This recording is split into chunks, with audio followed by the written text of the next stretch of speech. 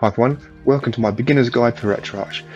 I'm literally going to get you set up from scratch, up and running, with games running, with artwork, everything looking good, and literally just a few minutes. I know there's lots of these guides on YouTube, but this is literally me, no messing about, show you what to do, show the basics, get you up and running, and you'll go from something like this, which is the basic menu you get when you very first start it, to something more like this, where you've got artwork in the background, you've got artwork for each game, change the look and feel. So yeah, this is what we're aiming for.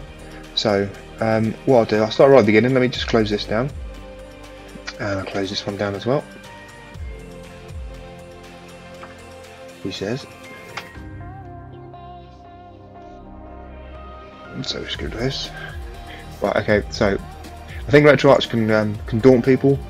Sometimes people, you haven't got much technical background, or you just want to get up and run and play some retro games. There's a hell of a lot of settings in each of the menus that you can tweak and change, but to be honest, most of the time you don't need to touch them unless you particularly want to. But out of the box, you can do most stuff pretty easy. So start from the beginning. I'm doing this on a Windows PC. Obviously RetroArch is available for Android, for Xbox, for so many different platforms. So I can do it on Windows, but basically once you've got RetroArch installed, the bits after that are pretty much the same across systems. So adding the artwork, adding the games, it's all consistent. So I've just done it on Windows here just for convenience. So yeah, I'm going to put all the links in the description, but go to retroarch.com, go to the download, ignore the adverts. You've got the nightly version, which is basically a version that they update nightly as they fix bugs, do bits and pieces. But the downside is that it could be slightly unstable. So it's best to go for what they call the stable version, which is released on a bit of a longer schedule, but is more thoroughly tested. So yeah, basically you download that, you end up with a zip file. I won't do it now just to save time, but I do have it already downloaded over here. I'll just bring this into the screen. So under here you end up with your RetroArch.7zip. So for those that might not know, 7zip is another compression format. You've probably heard of the zip files. This is 7zip. So you'll probably want to go and get the 7zip unarchiving software, which is just I'll quickly find it here. I'm pretty sure it's just 7zip.com. But again, I will put the link in the description. Oh yeah, sorry, 7zip.org. And again, go here, download a version for your particular system, and you're good to go. And then you can actually extract that folder. So once you've extracted it, you get a folder like this, and there's everything you need inside there. And then in here is RetroArch.exe, and that's what you run basically to start the program. But what I'll do first is there is another prerequisite that you need to do. So to play a lot of the systems, they need BIOS files or additional files to help them run. So the BIOS file is basically a bit of hardware that's stored on the system of a console, arcade machine, home computer, whatever it might be you're emulating, and it's that kind of is the base. It's the running of the machine. It's the kind of the basic input output of the machine. So you'll need that to run it, and obviously normally they can't provide that because it's technically not that legal to provide it. So there's various sites on the internet you can get down what they call these BIOS packs, which has a whole bunch of BIOSes ready to go. So here's one that I found. I've used this. It works really well. It's on internetarchive.org. Again, I'll put the link in the description. Ignore the date here. This is when the guy first posted it, but he has been updating it since. You can see here there's some later dates, and the last update was early this year. So yeah, it is up to date. So basically to download it, just click here. You can go over here as well, but just click show all files. Basically you want this zip file here. If we click view contents, just have a look quickly. So these are the different BIOSes and system files basically for all the different various machines that RetroArch can emulate. So there's a whole bunch in there. So like I say, all you do is you just grab that file, it will download it. I've got it here. Here's the BIOS file. So So that's the 7-zip we downloaded for RetroArch. I've expanded that into this RetroArch folder. Now we just take the BIOS zip file, go into here. To be honest, it might be just go up a level, right click on the system and say copy, and then we go back and find your RetroArch folder, and you'll see in here you've got a system folder as well. At the moment that's empty, there's nothing in it. But if you go back up to this level, just right click and paste, and that's going to copy all those BIOS files in place. So now that's basically set us up. When we come to actually play some games, you won't get any error messages about missing BIOS files or missing system files. It should be all good to go. So we'll let that just copy over. You can probably actually just start up RetroArch while it's doing that. Oh, there you go, it's finished anyway. So like I say, in the RetroArch folder, skip down, you've got RetroArch.exe. Double click that, and this is also the screen I showed a minute ago. This is the basic menu system you get when you first launch it. So first thing you need to do, or I like to do anyway, is just change the interface and basically update the system. So you'll find this option, Online Updater.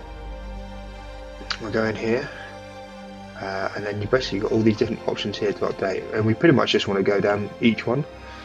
Just hit enter on it, it'll download the zip file, extract it. Assets is quite a big one, so this is extra sort of menu icons, menu layout, that kind of stuff. So like I say, the controller profiles is pretty good. So as it suggests there, the auto config. So pretty much when you connect a controller, 9 times out of 10 RetroArch is going to auto configure it for you. You don't have to do any sort of mapping key or anything like that, so that's what those profiles are for. So it's good to have the latest ones of those, make sure your controller's picked up. There's cheats, so I don't play with too much, but obviously you can add cheats in for different systems, so you can get things like infinite lives or infinite health, that kind of stuff. So okay, just work down each one, hit enter. I do sometimes just pause on these and let them finish, but what I'll do is I'll go through each one, and then I'll probably just speed up the video. I think actually looking at, yeah, there's a maximum. I think I can only do 4 at a time, so the 5th one's not starting. So we'll let this run, and I'll probably just I'll speed up or pause the video here. Alright, so that's nearly done now. You'll probably notice once it's finished, once it starts extracting this this assets.zip, the interface will reload. And there it goes. It doesn't look too much different at the moment. It's just adding the stuff in the background. So here's quickly what I like to do. Like I say, there's lots of options in here which you can pretty much ignore. They should pretty much work out the box. But I like to go down to user interface, and then the menu is basically this layout. So this one's called Ozone, the basic one. And if you go in here, there's a couple of different ones. I like XMB. It looks a little bit like the PlayStation 3 cross media bar. And then what I just like to do is go, before we restart, go to menu visibility, and this basically says when you've got the menu up, what things appear. So I just go down to a couple to hide them to make it a little less busy. So things like images and music and videos I'm not going to put on because we've got this for games, we don't want to do any of that stuff. So that's pretty much it. Now we hit the backspace to go back, and then once we're done, go up to main menu, we'll go down to configuration file and click save current config. Now RetroArch should save your config when it exits, but I like to do this just to be safe. So now saved it, we can do quit. Now if we launch it again, we should have the new style menu, which is there. So see, I think it looks a lot nicer. So yes, so now we're up and running with this new one again. So the menu's laid out horizontally like this. I don't know if anyone ever had a PlayStation 3, this is kind of what it looks like.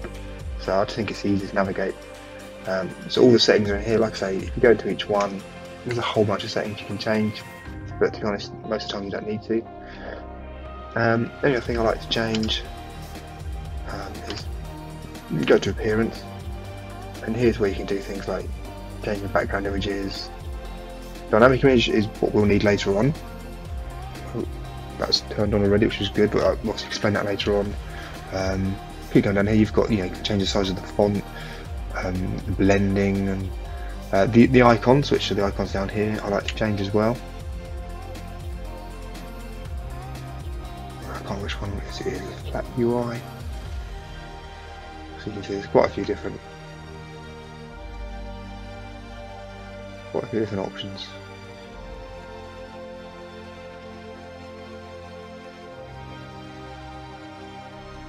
Yeah, quite a few. But I'm pretty sure flat UI is one I normally like, so let's leave on flat UI. The only other thing is the background colour. Now I like to check the dark, because I'm going to change the background colour anyway. So I've got a file over here. Just open this up, find a picture, just as a background picture. Obviously you don't have to do this, this is just something that I like to do. So let's just quickly find that. Sorry, I should have got this ready beforehand, but shows it's real.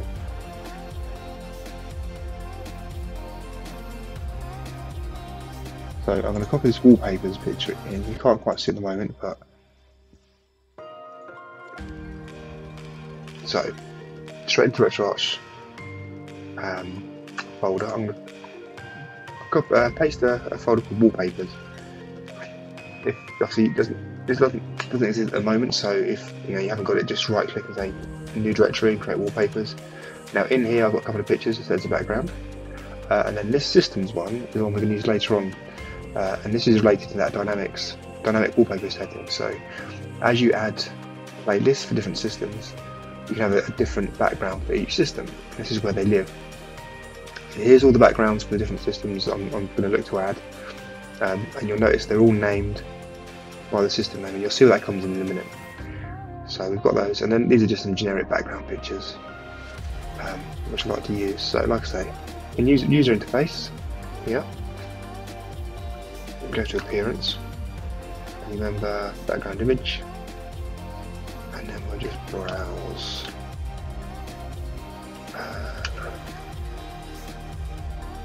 into the RetroArch folder, into wallpapers, and let's go with that one for now. I tend to use this one on the Xbox, it suits, but I can see it looks quite nice having a background image. So that's RetroArch done, or at least the main setup. And then the other thing is now to add games. So the easy way to do this is first you want to go back to the online updater, and you can download a core. So in RetroArch terms, core is an emulator. So it's an all-in-one system. It's a front end, which is the bit we're looking at now, so you can navigate around your games and your playlists, and have some nice artwork and pick your games. And then once you actually select a game to play, it will use a particular core to launch it, or an emulator. So if we go to core downloader, we'll see here's all the different cores or emulators that it uses or has available. And obviously you don't have them all downloaded by default. I mean, you could do if you want to, you could go to each one and click on each one, but then if you come to update them, they'll take a while to update. So let's go through and add one. This is a demo. Mega Drive, Sega Mega Drive, or Genesis, as some people might know it. Yeah. So you can see this one supports the Master System, the Game Gear, the Mega Drive, and the Mega Drive CD. I mean, there are a whole bunch here that support Mega Drive and Genesis as well. Different ones. You can try them. I tend to like this one. I know it works quite well. So just hit enter on that, and it'll download it, and there you go. And anyone you've got installed will have a little hash next to it, so you know which ones you've got installed or not. And you can go through and add a few more here for systems you want, but I'll do the one for now. And this is what I was talking about. So update the installed cores to the latest version. Or basically, look at the ones you've got installed, check for any updates and update them. So if you've gone through and installed every single one, doing this option could take a long time. Obviously, we don't install that one just then, so it already said it's up to date. So that's pretty much it for now. And what I'll do next is just add some games. So I've already got some folders which we've got some ROMs in, and they're sorted by system. So all you do is come across and you've got this import content menu, and I go down to manual scan. There's other ways of doing it, but I think manual scan's by far easier. You're actually a bit more in control of what you add, etc. So content directory is the directory that's got the games in. So I know mine are on my X drive, and we'll go games.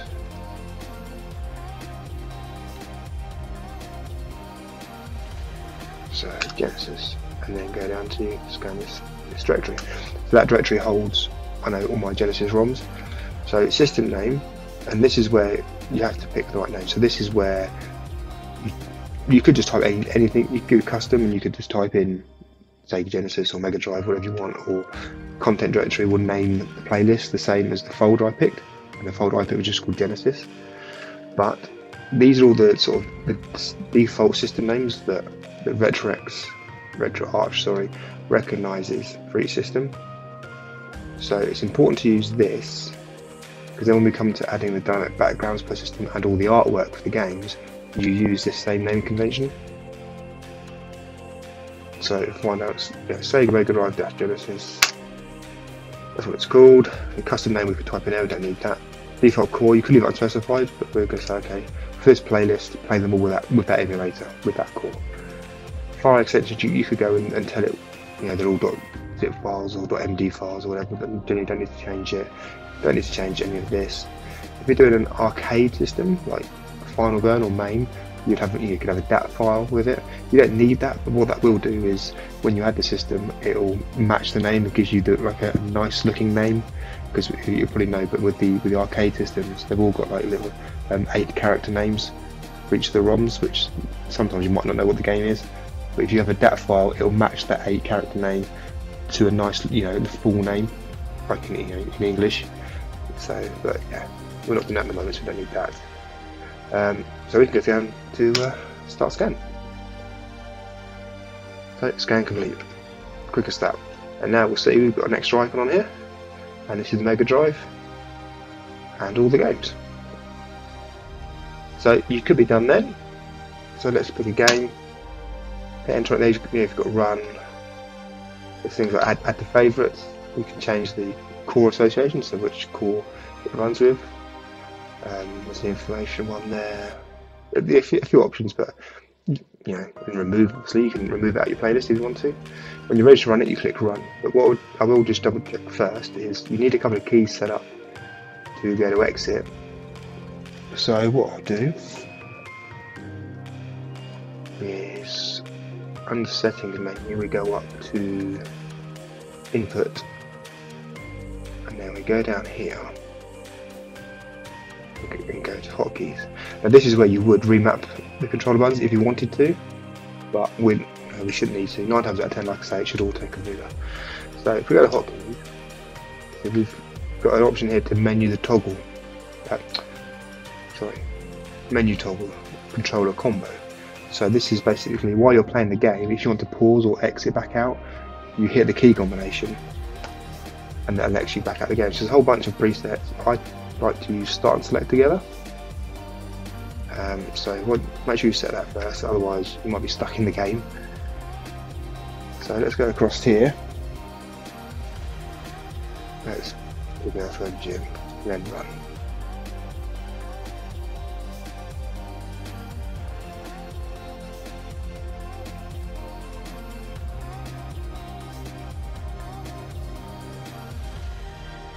Let's just hit start select together, brings up the little in-game menu. So from here you can either resume and carry on where you were, or you can restart it, you can close it, you can save state and load state. That's basically saving where you are in a game and then be able to pick up later on. Whether you get to the end of a level or you get to the boss level, you can save it. If you die, you can then reload and start from where you were, which is good. And you can do things, you can record or stream your gameplay. Again, add the favourites. The cheats, so you can add the cheats in here as well. Shaders are probably a bit more advanced. That's probably a bit beyond the beginner's guide, but again, is where you apply effects to the screen, make it look like an old TV if you want to, that kind of stuff. But we'll leave all that for now.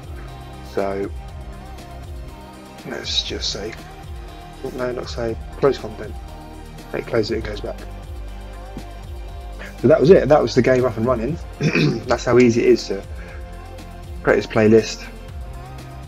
And then obviously you just repeat that for your other system. You go into the import content, go to manual scan, pick a different folder, pick the right name, pick the core if you want to. You can always pick that later. You don't have to do it when you create the playlist, and then click go. So it's easy as that. So what I'll do now is just quickly show you how to add the artwork. So we'll do it for Mega Drive.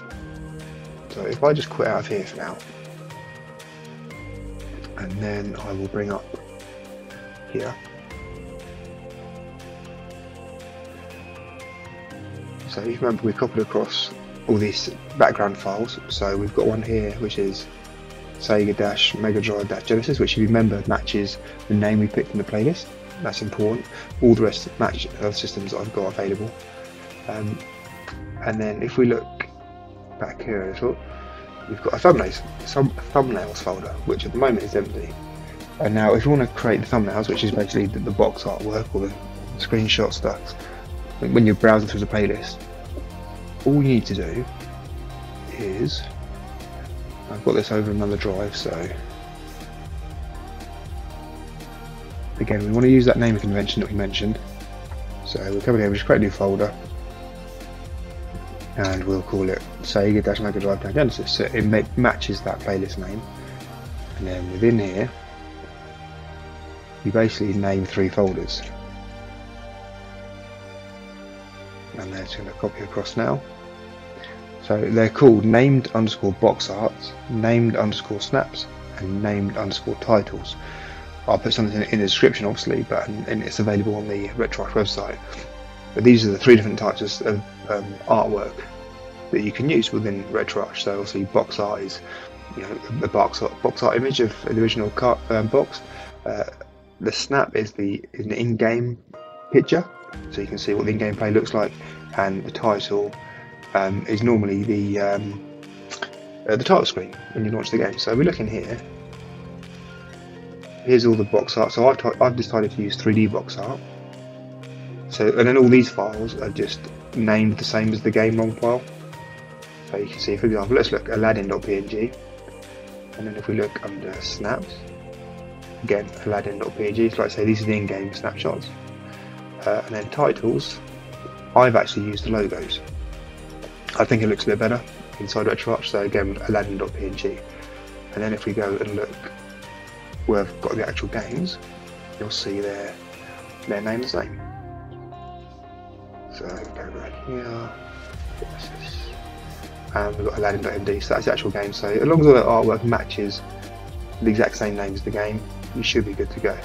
So now we've copied that across. I'll go back to the RetroArch folder, on the RetroArch executable.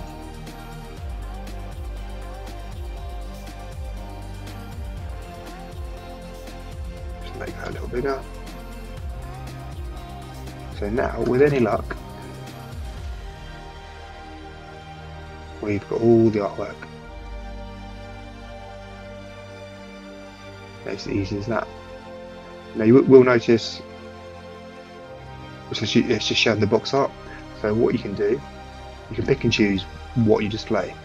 So again, you go down to user interface, and then I think it's appearance.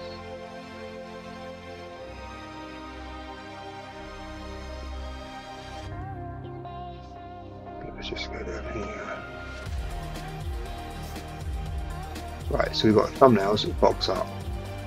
So you tell it which one to pick. So we've got obviously title screen.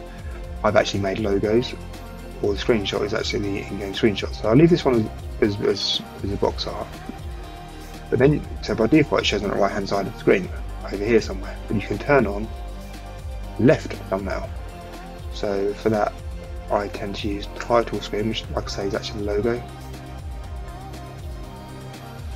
And then you can say, by default the box art will be here, and by default the left thumbnail will be over here somewhere, or if you tick this box it appears over here to go. So we'll leave it off a minute and we'll show what it looks like. So if I come back out, so now you see you've got the box art on the right, logo on the left. You might like that, but if you want to change it, come back to user interface and appearance, and the left thumbnail. And also, like I say, you can scale them as well, so we can bring the scale down a little bit, say 85. So depends, yeah, entirely on your preference. And now if we do that, we've now got the game and the logo on the right hand side. Like I say, it's pretty much as easy as that. That's kind of like how you get into customising. I mean, you know, there's not too much to it, to be honest. I did notice that my background's not showing up for the system, and what that might be is if you come down the list, you've got this directory option, which tells it where all the default directories are. So you see before we copied all the BIOS files and the boot ROMs into the system folder, so that's a default one. But I think you find that the dynamic backgrounds, yeah, see by default it's looking under assets, wallpapers, so I tend to put mine under just wallpapers, so that's why it's not showing up. If I bring this back in just to show you, so by default it's looking in the RetroArch folder, it's looking under assets, then wallpapers, so that's where it's looking for dynamic wallpapers. But me, it'd be different. I put them straight in there. So the dark backgrounds will just say, okay, it's not there. Actually, all the way down in wallpapers, use this directory. Now if we come back out, now with any luck, they're not working.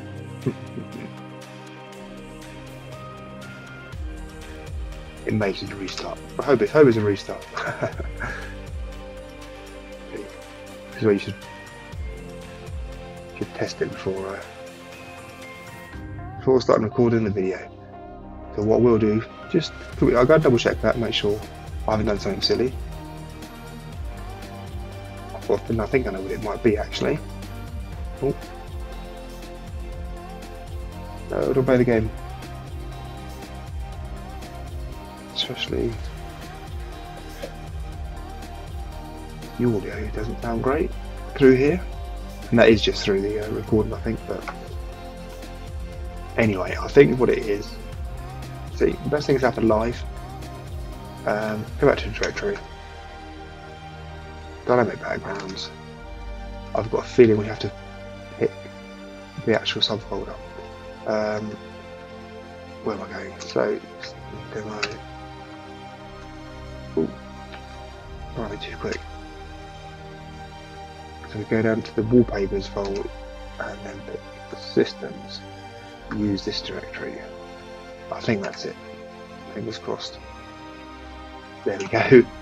So now when I flick to it, it shows up the background picture, which matches the name, which, as you saw from before, in here under wallpapers, under systems, we've got the where is it, Mega Drive and Dash Genesis. So it has to match this name up here, as does all the artwork. So now we can scroll through and we've got all the games. So like I say, if I go back to the one I preferred earlier, you'll see there's a lot more systems added, and you can see how it builds up. So let's quickly find this one, which is over here off screen. Just trying to find it. There we go. Let's minimise this one. So this is just another instance of RetroArch, and obviously because it's all contained within that folder, its own folder, you could have a couple of different images or if you like, you can folder, RetroArch 1, 2, 3, 4, and then it'll all be separately, completely independent, and you can just play around with one if you want to break it. Don't break your main one. So now you'll see here I've got Atari, a couple of Ataris, Jaguar, Linux, ST, Amiga, arcade games for Fireman Neo, MAME, Engine, Nintendo, a whole bunch of systems that I've added, all with the dynamic background that changes, all with the artwork. Yeah, so you can see it looks a lot nicer now. And there's probably one thing as well that is probably quite helpful. If you go back over here, like I said, there's loads of options. You don't want to go in and break something, or if you've got your kids using it, maybe you don't want to break something. So there is, back under user interface, there's this Kiosk mode, which basically hides all the settings. So you disable that. Sorry, you turn that on, then you set a password. So I'll just do 123. That's a password to disable it. But I've turned it on. So now what I do, if I now exit and then relaunch,